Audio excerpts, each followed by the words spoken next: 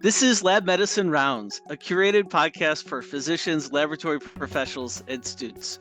I'm your host, Justin Kreuter, transfusion medicine pathologist, assistant professor of laboratory medicine and pathology at Mayo Clinic.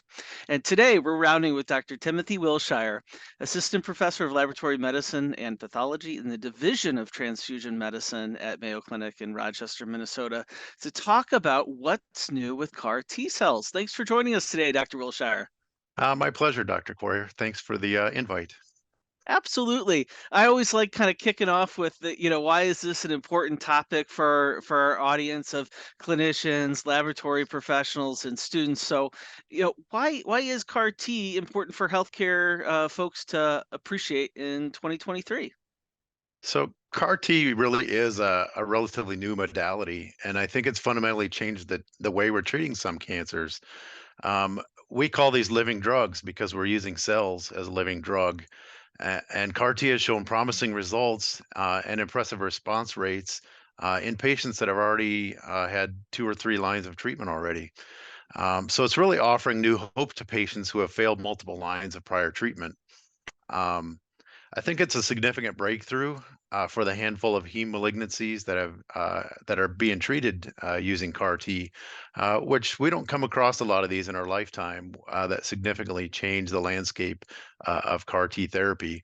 If you think about it, in therapy, a typical drug is considered a success if there's maybe a 10% difference in overall survival, or a few months increase in survival.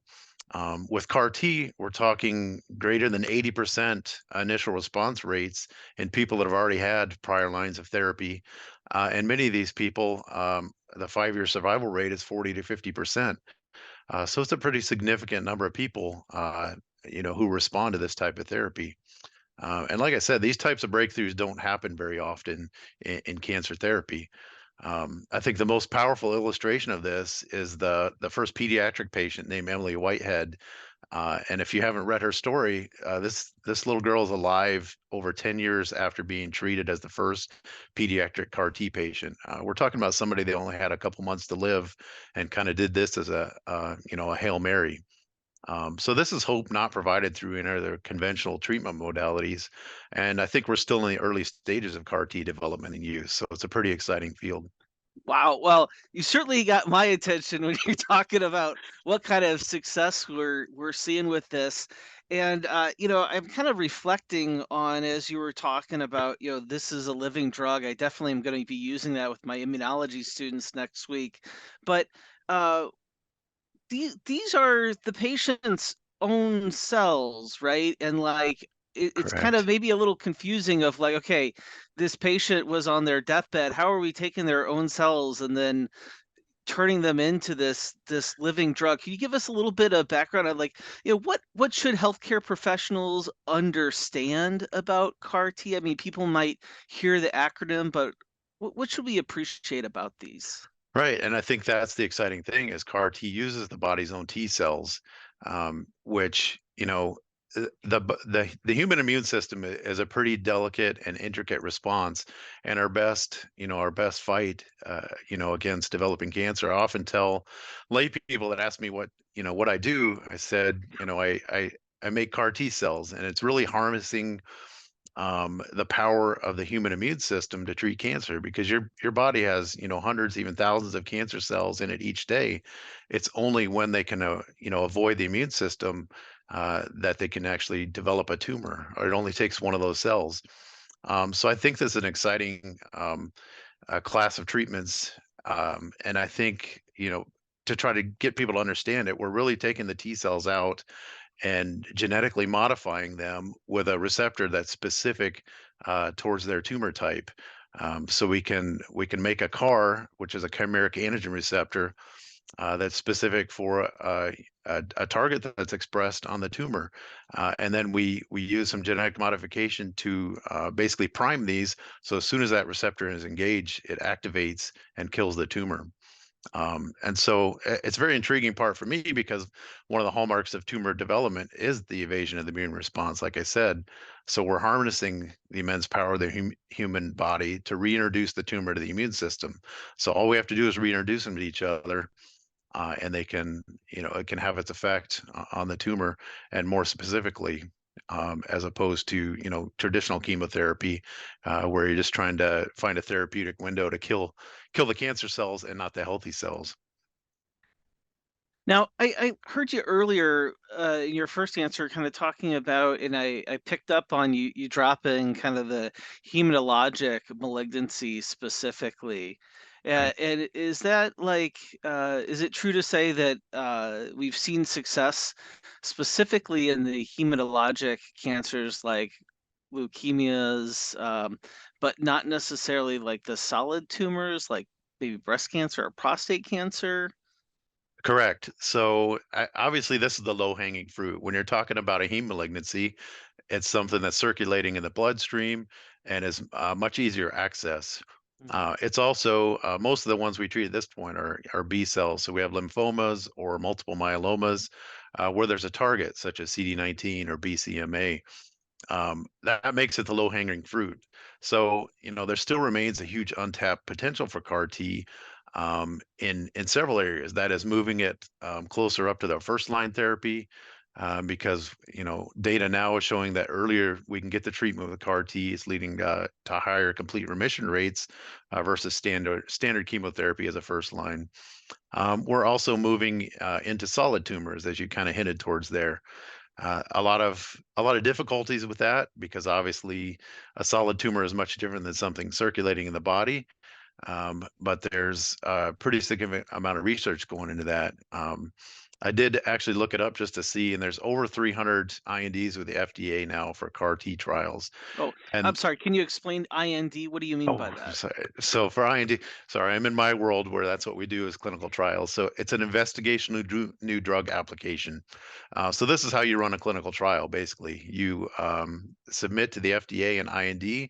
Basically says what drug you're going to use, what population you're going to use it in, and how are you going to manufacture it. And so there's only over 300 of these applications with the FDA right now running CAR T trials. So the major push uh, are to make these more broadly used in solid tumors, as well as make them more effective in the tumors that we're already treating effectively. One thing I'm reflecting on listening to you, I mean, this it sounds like this field is just, as evidence, you're talking 300 investigational new drugs out there, is just exploding, and certainly there are centers, like your own laboratory that are doing a lot of this work. Our listeners may be in a whole variety of different situations. They may not necessarily have a CAR T facility at their hospital, but certainly everybody, including our student listeners, will be, can look at articles that are published in journals, right? That's a common practice for probably most of our audience. As an expert in this field, are there a few things that you look for when you read an article that's reporting about CAR T cells? Because I think maybe the more broader public, professional healthcare public, you know, eh, it's a new field. We may not understand how to critically read this literature. Do you have a couple pointers on what you kind of pay attention to or what you look for with these? Yeah, and I would have to admit I'm a little more jaded than the general public, because obviously I work in a GMP facility, and our uh, goal is to be able to translate these things in the clinic. So when I'm looking at it, I'm looking at more at, can we do this? Is this something we can manufacture? Because that's obviously an issue, translating from the bench to the bedside, which is what we do. Um, but definitely other things to look at. I mean, some targets are useful and some aren't. I mean, if you think about a solid tumor, anytime that grows, over a specific size, you don't have vasculature in there. So it's difficult to see how you're going to kill a solid tumor unless you have something else going along with it. So there is, studies out there that look at, say, like delivering a payload or something that help penetrate a tumor more, or when they engage with a solid tumor, they're going to, um, put off some perforins or something that's going to kill cells. So uh, definitely looking at the strategies and how they kill them, because as we know, there's a lot of things that can kill tumor cells in a dish, or even in a mouse model that aren't going to do it in a human. So that's kind of the lens I put on it, which probably isn't what most people would look at, but definitely looking at the feasibility of, I can put an artificial, CAR T in there and kill a tumor if it's expressing what I need to, but is it going to be useful in the long run? Because if it's not, then I mean, it's just like anything. If you give a high enough dose of any kind of drug, you're going to kill all the cells. But is there a therapeutic window there? I think that's a brilliant answer for our audience to hear, right? This idea, and I'm grateful you kind of share this perspective of practicality, right? Because I think everybody can kind of relate to that, and I think that can instantly make this literature a lot more accessible to people that are reading it to reflect on and think about these things. About, yeah, I heard you talk about access, talking about really feasibility of things. And then you mentioned targets, right? And there you're talking Right. about, what are we engineering the T cell to go after? Um, which, as I understand it, that's kind of been a limiting thing because of, I guess I hear it described as off-target Okay. effects. Can you kind of explain what that is? Yeah, and that's really a therapeutic window, because if you find a target that's on the tumor but also on healthy cells, you're going to be killing those as well. So there are a few ways around that, and some things which kind of try to deal with that, such as logic gated CAR T cells, where you're looking at a specific mutation along with a target. So you really want on target effects without the off target toxicity, which is difficult to come by if you don't have a good tumor target. So I Mm. think that's what a lot of the basic research is trying to flesh out, some of these targets that can be expressed on the surface of the cell that are easy hits. Um, I think we found a lot of those, so it's getting more difficult as we go along. But like I said, the low hanging fruit we've gotten, it's just getting more complicated now as we look for that therapeutic window where it's expressed on the tumor and not normal healthy cells.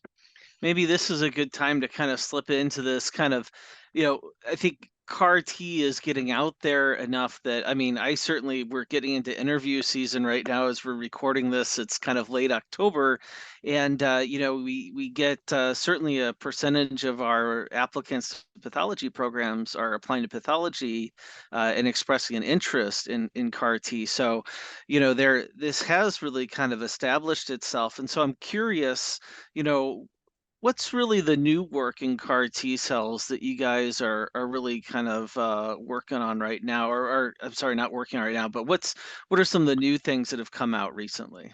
Yeah, I've kind of hinted at a few of those, but really we know there's a major push towards delivering a more healthy CAR T cell to make them more persistent in the body.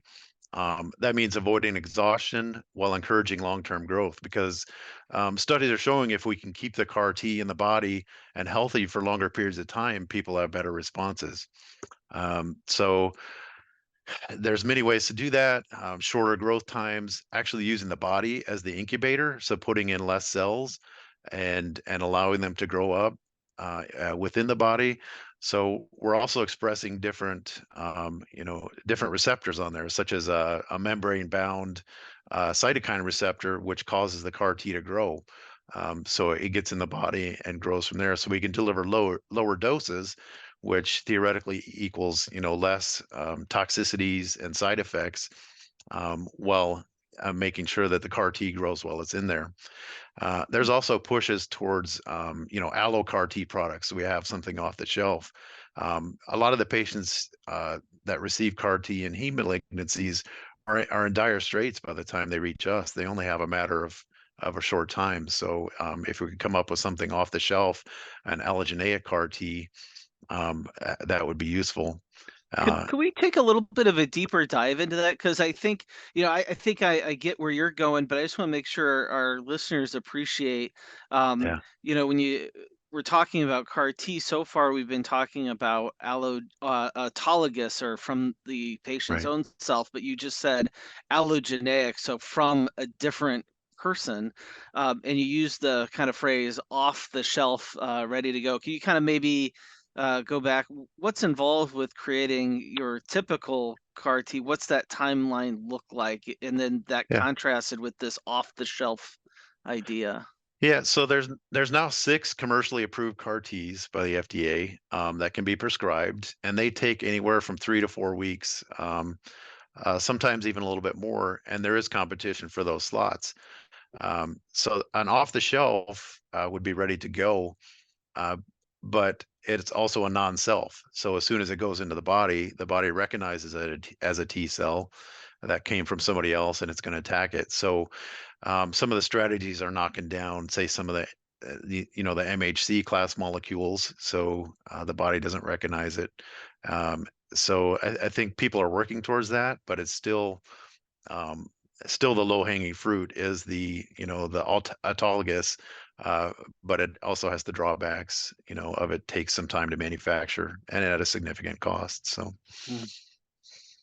So where do you see the future of CAR T cells going? Do you think it's going to, progress along this pathway of developing autologous constructs that are going to be more effective against solid tumor, and we're going to figure out more of that access feasibility, or do you think of more of this off the shelf is going to be further perfected, or is there some kind of a combination where an off the shelf is kind of like some in case of emergency break glass kind of product, Right. but some of the autologous, what are your thoughts on the future for the field?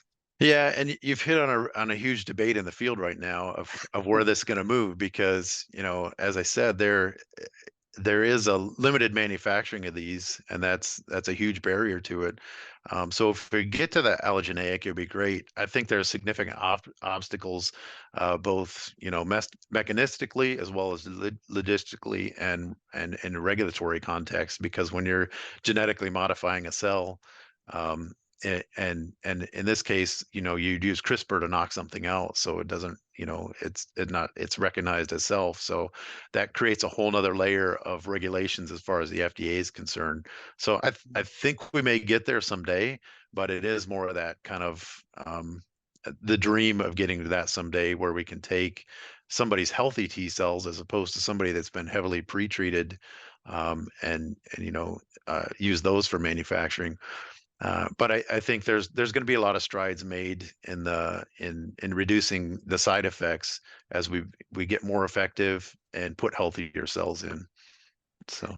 Is part of the uh I was just reflecting as you're talking about when we're talking about transplantation, right, which is another strategy that's used for patients with some heme malignancies.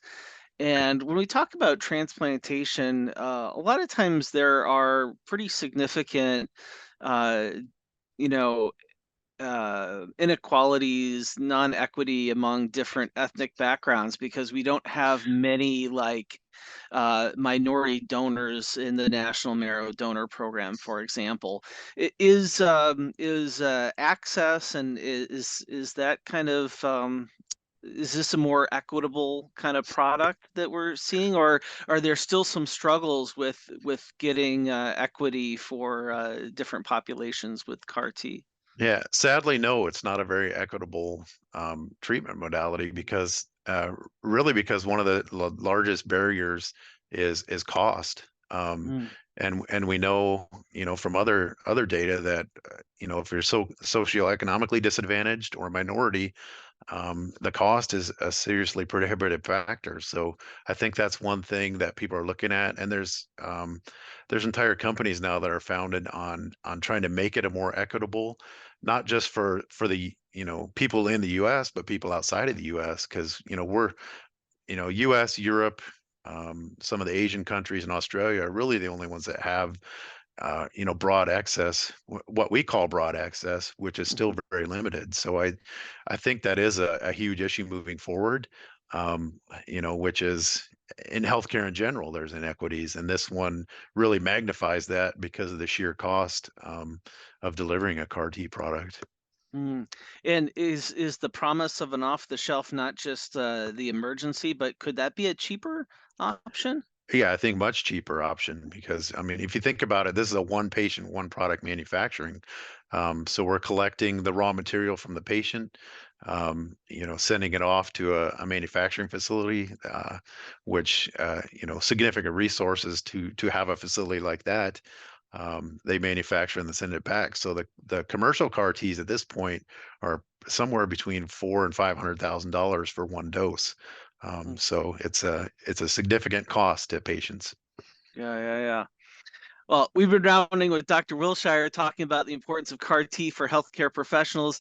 Dr. Wiltshire, thank you for really, I think you've given our audience a lot to think about, a better understanding of how to read this literature, and then also to continue to kind of highlight some of the inequities in our current system. I think hopefully for our student listeners, this really kind of sparks some thoughts from them.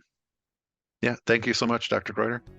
And to our listeners, thank you for joining us today. We invite you to share your thoughts and suggestions via email to mcleducation@mayo.edu. If you've enjoyed this podcast, please subscribe. Until our next round together, we encourage you to continue to connect lab medicine and the clinical practice through educational conversations.